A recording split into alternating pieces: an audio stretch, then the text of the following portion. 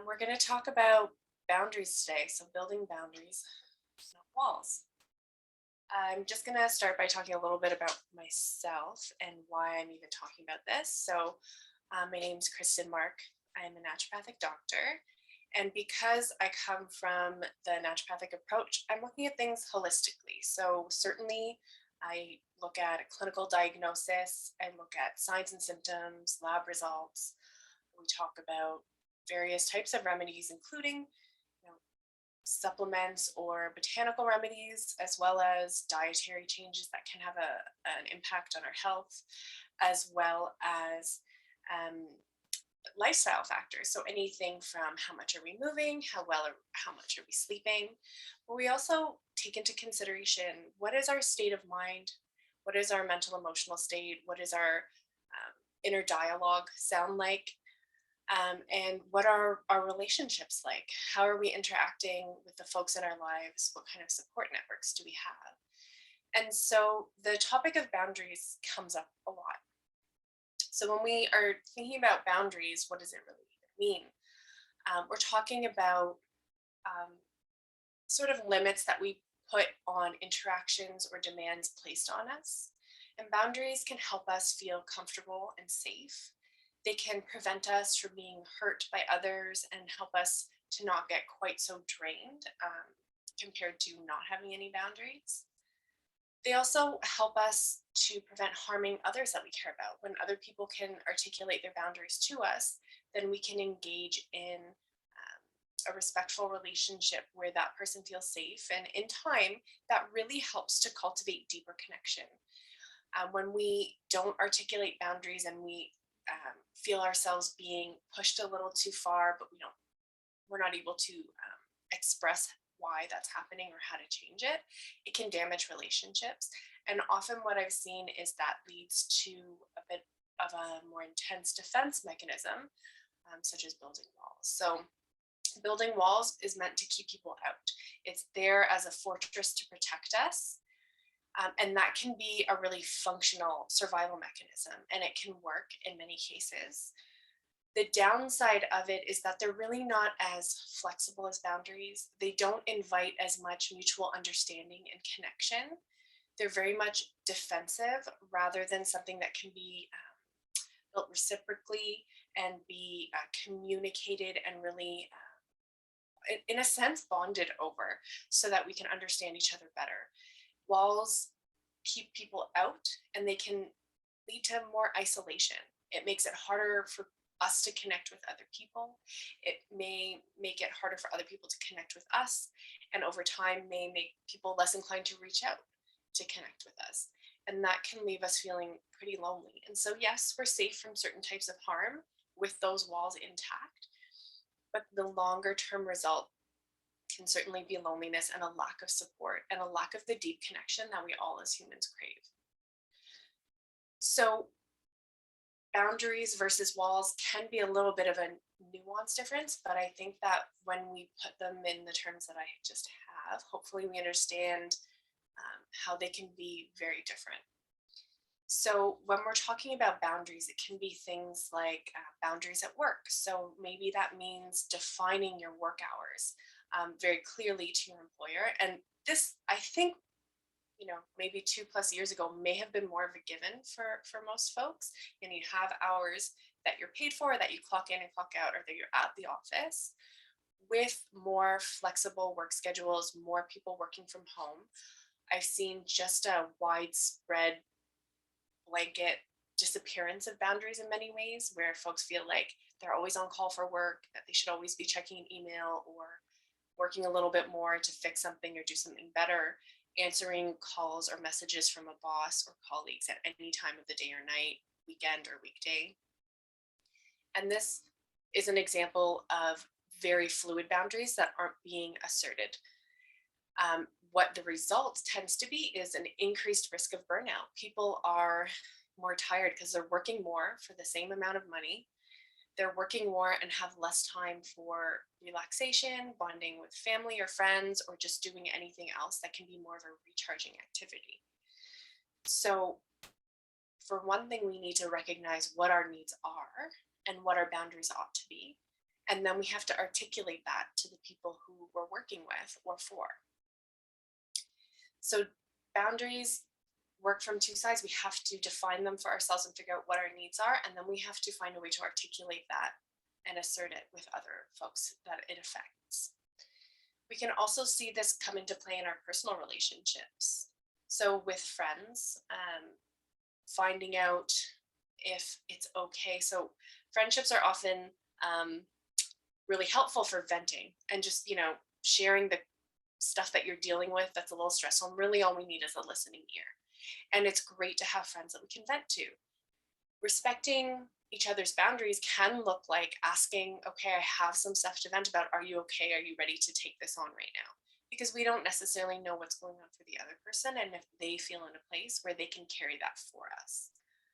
So likewise, when we want our friends to respect our own boundaries, hopefully they will be asking us as well if we're ready to take that on. It's okay to not say yes every time. That doesn't mean you're a bad friend. We often have an even more difficult time with personal boundaries because we feel like there are certain obligations or things we have to do for other people. And we want to just always say yes, and it feels really hard to say no. When we look at boundary work, what I'm often focusing on is the more comfort in saying no. And so it doesn't make you a bad friend to say, you know what, I really can't take that on right now. It doesn't mean that you can never be there for them and never offer that listening ear. But it is important for us to recognize where we're at and then tell people honestly what's going on, if that something is okay or not okay. We are there for at that point protecting ourselves so that we're not overly harmed by someone, unloading on us when we're really not ready for it. We're in a tired or vulnerable place. And we're also doing our friend a service because we're going to be a better listening ear when we're ready for it and prepared for it. And then we have a lower risk of then avoiding them in future because we don't know how to say no and we just don't want to listen. And they may feel a bit of abandonment there. We also are able to keep ourselves in better shape so that we're more likely to be able to say, yes, I can handle this right now. Lay it on me. I'm here for you. If we never say no when we're really not ready for it, it wears us out, it drains us, and it makes it harder for us to take care of ourselves and also to be there for other people. So just because I say no today, I'm not ready to hear you vent on me, it doesn't mean that I'm never going to be there. And what we're doing is making sure that we are protecting ourselves without blocking people out. What we want is to ensure that we have enough resources to keep going each day so that we can be there for our family and friends who rely on us for help and for support. So it's not an either or situation. It's not a selfish thing to say, no, I can't do this for you today. What it is cultivating more of a culture of understanding where we are and our limitations so that we can do better both for ourselves and for the people in our circle. So some of the challenge with boundaries can be, well, what should my boundaries look like? What are they? And in order to really figure that out, there's not really like an easy answer or a textbook answer. I can't give you a boundary forming protocol. So what we'll talk about today is more on a foundational level and what are the tools that we use to figure this out ourselves. Much like many of the practices in naturopathic medicine, it's a very individualized approach. So we use tools as needed rather than to build the same structure for everyone. So my approach with boundaries is foundationally focused on cultivating self-awareness. And this goes for boundaries as well as many other ways that we can approach healing and understanding our bodies and our minds better. And so cultivating an increased self-awareness can look like just checking in with ourselves. Where are my thoughts right now? What is my body feeling right now? That can happen throughout your workday. It can happen during a conflict or a conversation with a colleague or friend or family member. It can happen when you're all by yourself, the beginning of the day, end of the day. It can happen anytime. So what we're doing is just checking in, not trying to change anything, but just trying to cultivate that awareness. Where am I at? And understanding, are there sensations that I'm experiencing right now? What does my body feel like? What are those sensations? We can explore what that might be connected to. And the goal isn't to change it, it's really to notice. And we're not there to judge what we're feeling or say we're having an interaction with a friend and feeling uncomfortable. It's not to say, oh, we shouldn't be feeling uncomfortable. It's to notice that it's there so that we can reflect on where that might be coming from and how we might proceed differently so that we can avoid that discomfort in future. So if you feel yourself listening to your friend vent and getting totally drained and feeling exhausted, like you can't deal with your own life after the fact, that is a good cue to reflect on where those boundaries might be better placed for you so that you can figure that out first for yourself, articulate that and communicate it to your friend so that you can work on having a better interaction with them in future. And we don't have to get this right every time. We don't have to get it right the first time. That's why that active self-reflection and cultivating self-awareness is so important, because this isn't a one and done practice. This is a lifelong practice because boundary work is work. It can be very complicated. It can be very vulnerable, and it's not easily solved. Unlike sometimes when we can build walls and we just like set them up and they're there and done, boundaries can change over time. They can change in different situations and with different people at different times in our life. And so having that more regular practice of checking in helps us to bring awareness to those boundaries and know where we feel most comfortable. And at that point, we can communicate that to others. So we need to know where we are in order to know where we want others to be and where we don't want them to be. We need to understand where we're at in that sense so that we can clearly communicate our boundaries to others. So just knowing that we want to have a boundary somewhere isn't enough, because if we don't communicate our boundaries clearly, then others won't know how to respect those.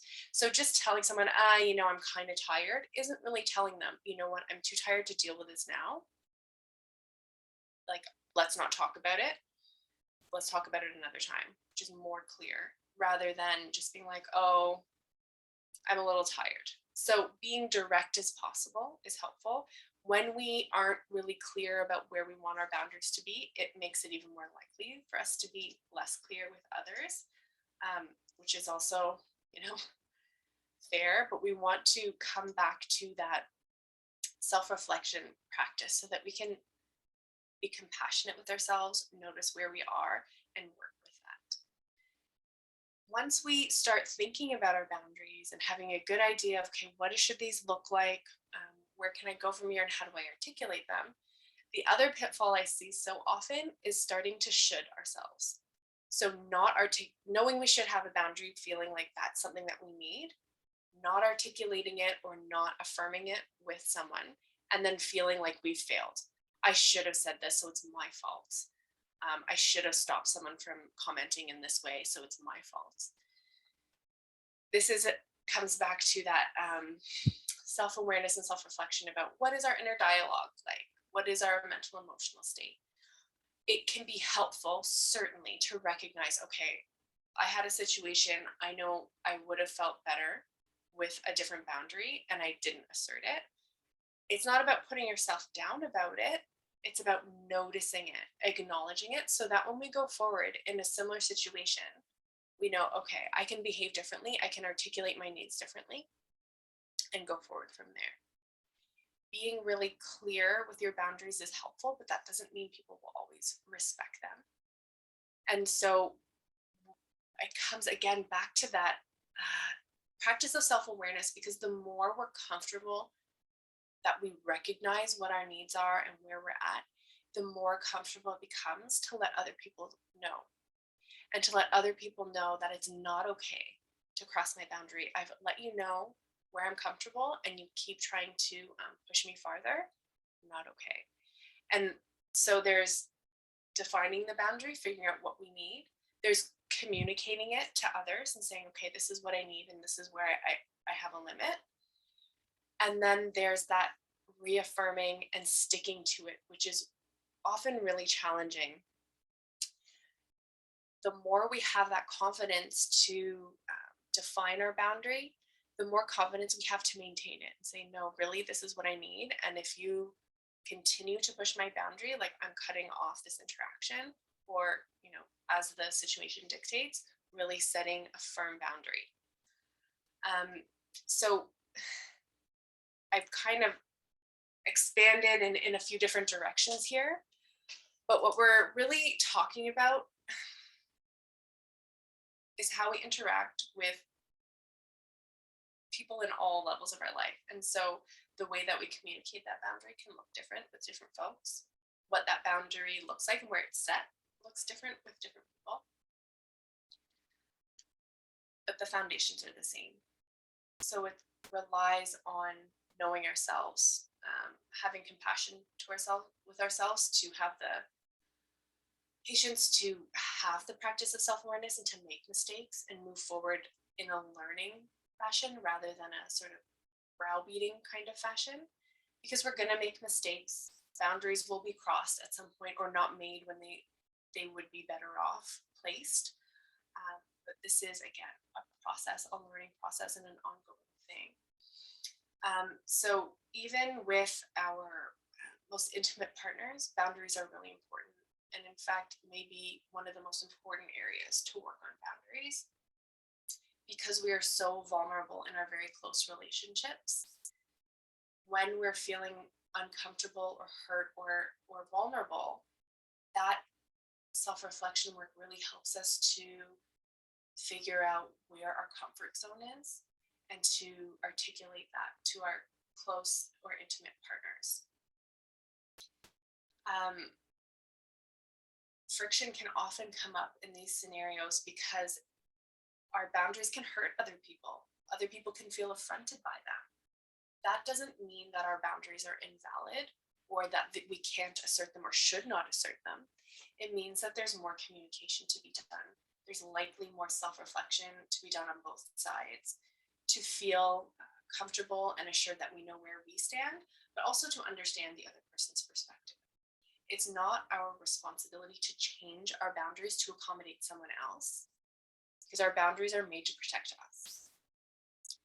So when it comes to figuring out where we stand and where we want to set these boundaries, we know that there's some flexibility and fluidity. They can change over time, but we also know that when we learn to trust our gut, to listen to our bodies, feel that sensation that tells us when we're feeling safe or uncomfortable or threatened, when we can trust these sensations, we can feel much more firm and clear about where our boundaries need to be. And we can also then be selective about who we keep in our inner circle and choose to keep in our lives people who are respectful of those boundaries, who make the effort to understand us and to respect those boundaries, even if they may not understand them at first or ever. And that is part of the challenge of this work too, because we want to, have connections with other people. Often some big boundary challenges come up with family, because there's certain assumptions that we often have with family members that we can say or do this, that, or the other thing. Because like, we're close, we're family, it's okay. Often family isn't a safe place for many folks or with certain people, and it's okay to have boundaries there as well. So I feel like I'm maybe harping on the same point, but it really is important to do that. The work of self-reflection, developing the self-awareness, because that is where we derive the confidence from to say, this is where I stand, this is what my needs are, and this is what my limits are. If there are any questions at any point, please feel free to raise your hand or unmute yourself if you have any questions about what I've said so far. I'm just going to talk a little bit more about how we can work with boundaries around things that we can't control or people we can't communicate with. So some of the challenges that have happened lately is just, being overwhelmed by things that are going on outside, things that are going on in the world, like physically when you're out and about in the city, for example, or things that are going on a global scale. And boundaries can apply here as well. So putting boundaries for ourselves in terms of what our information consumption is, when and how much news we're watching, looking at placing some quiet time, like away from various stimuli. So if we're always having a lot of noise and action around us, expressly having quiet time, be it using earphones or earplugs, or being in a darker, quiet room, these things can give our senses a break and is a form of giving ourselves an energetic boundary or sensory boundary when we're feeling overwhelmed. So this topic of boundaries is vast and complex. We're really just touching on some of the key points today in this brief chat. But when we're feeling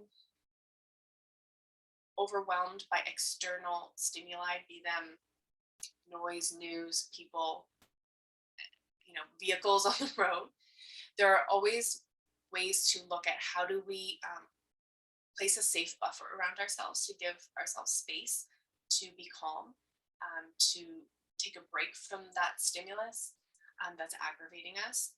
And so that works in terms of personal interaction as well as sensory stimuli. So to kind of sum up what we've talked about, we really need the foundational work of defining our boundaries. And in order to do that, we need to know what our needs are. And to know that, we have to say, okay, how am I feeling? What's going on in my body? What's going on in my senses? Where are my thoughts?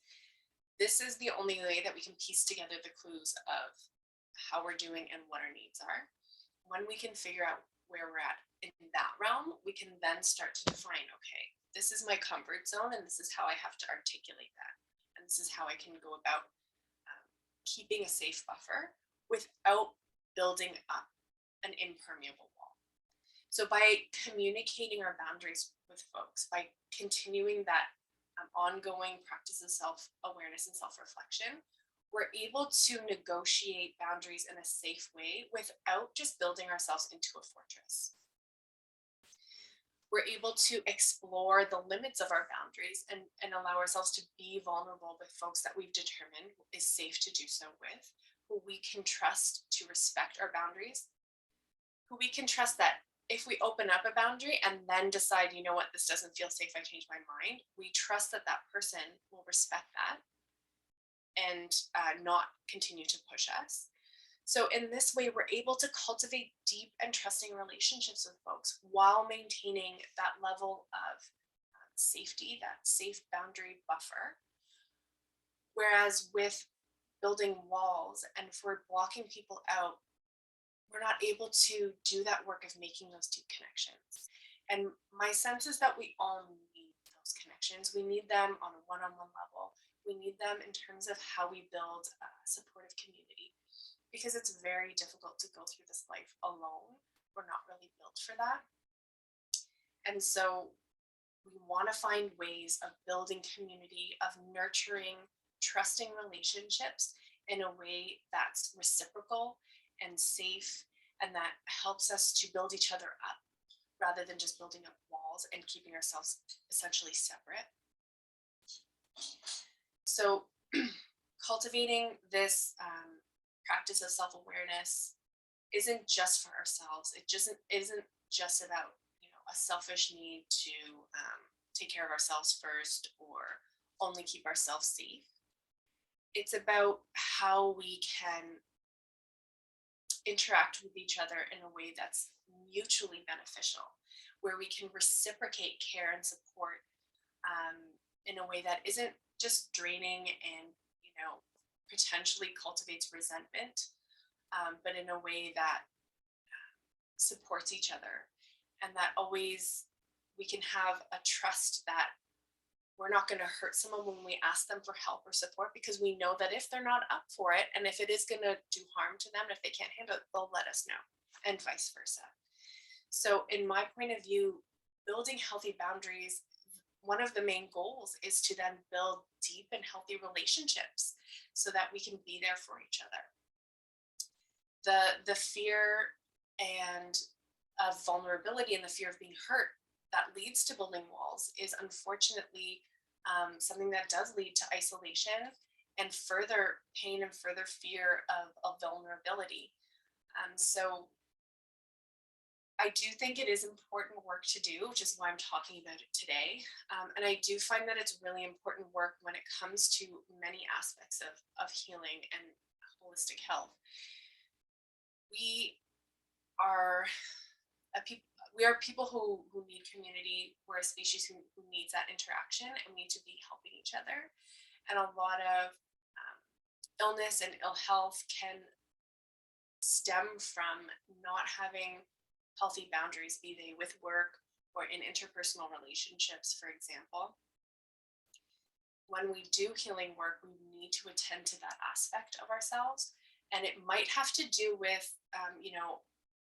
bringing into better balance where we're putting our energies, like into work, into caring for family or our community, caring for ourselves and what aspects of ourselves, right? So, physical exercise or calm and unplugging, or depending on what's going on for us, bringing things into balance so that we have a well-rounded sense of well-being.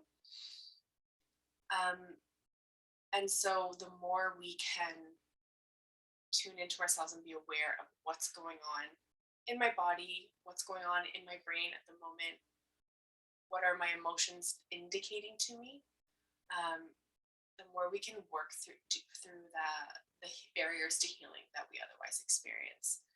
So boundaries is an important and integral theme when it comes to holistic healing.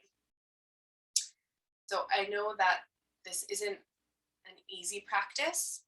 I know I've been working on it for many, many years, and it's still not perfect, but it is really, I think, essential work to do. And the more we practice, the better we get at it. So again, it's not about feeling bad that we're not good at it or we messed up. It's more about an iterative practice, doing it again and again, getting a little bit better each time. And the more we get better at it, the more confident we feel about where our boundaries are at and about asserting them.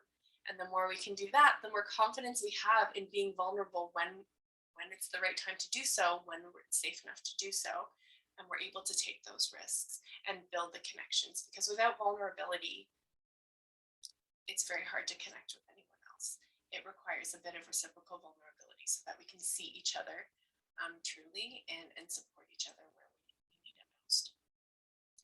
So the more we have these conversations with each other, the more it becomes normal to have them. I know in recent times, this has been an extra sore point with family and friends as we talk about what our boundaries and comfort levels are with interacting or to social events and things like this. And so it's a lot of very difficult conversations that are being had. And although there's a lot of tension associated with that and a lot of unfortunate conflict, I think that it's also another way that we're bringing these conversations to the fore and hopefully fostering a mutual understanding and respect for each other, even if our opinions differ, even if our boundaries are different, that we can recognize what our needs are and communicate them, and hear someone else communicate their needs to us and respect that, I think is a step in the right direction, and hopefully normalizing the conversations around boundaries that I think we